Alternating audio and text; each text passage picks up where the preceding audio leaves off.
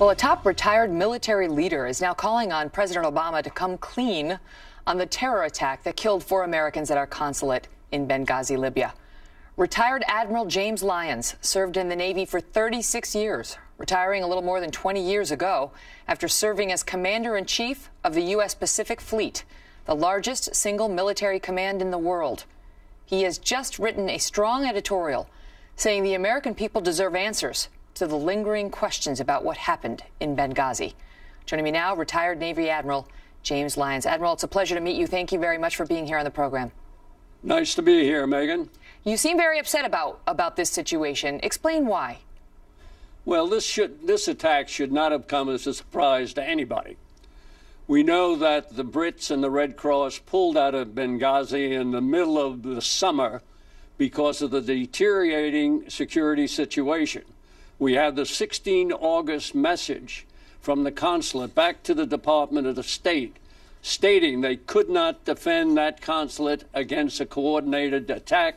They identified 10 well-armed militias, Al-Qaeda affiliated, that were running wild, and they had no fear of the government because the government had lost all control of eastern Libya.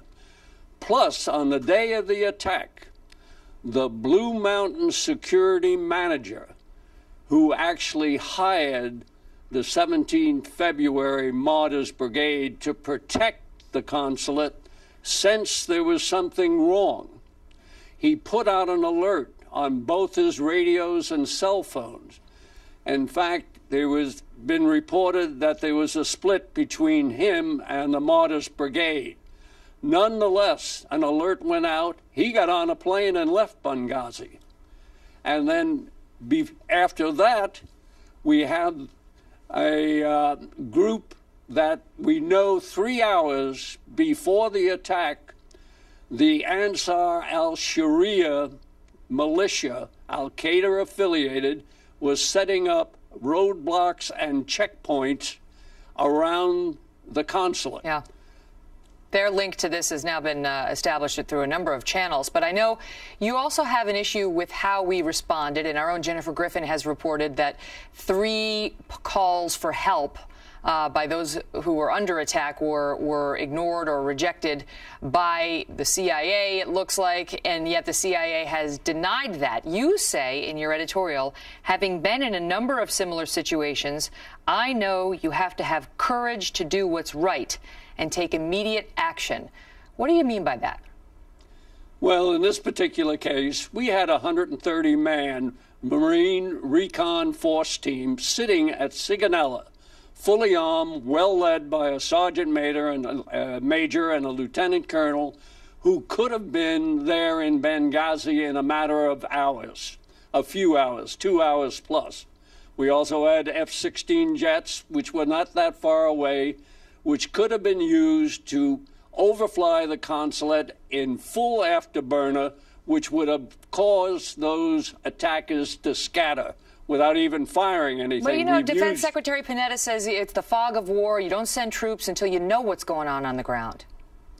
Well, I find it inconceivable they didn't know what was going on the ground with the overhead drone video and the constant communications from the defenders.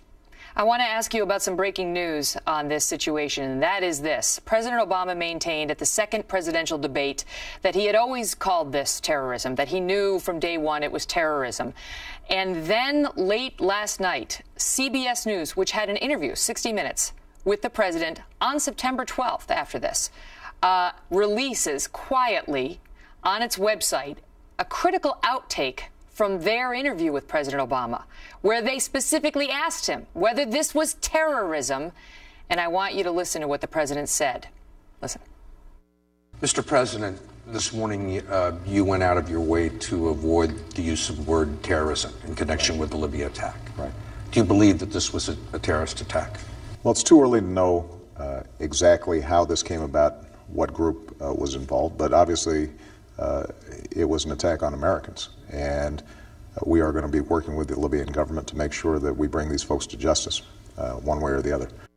So he says it's too early to know, but he maintained at the second debate that he's been referring to it as terror all along. And, you know, CBS News decides 60 Minutes edits this out of the piece and then doesn't post it until 48 hours before the election. Your thoughts, Admiral? Total cover-up. Mainstream media has been totally covering up this story. It's really borders on a criminal act here. Do you think this story lives on if President Obama wins a second term? I think this story will live on because of the culpability of the administration when you just don't let Americans die. One of your first responsibilities is to ensure the safety of your personnel, and that remains paramount. That did not occur in this situation. Admiral Lyons, thank you so much for being here. Nice to be with you, Megyn. We appreciate it, sir. Don't go with projections.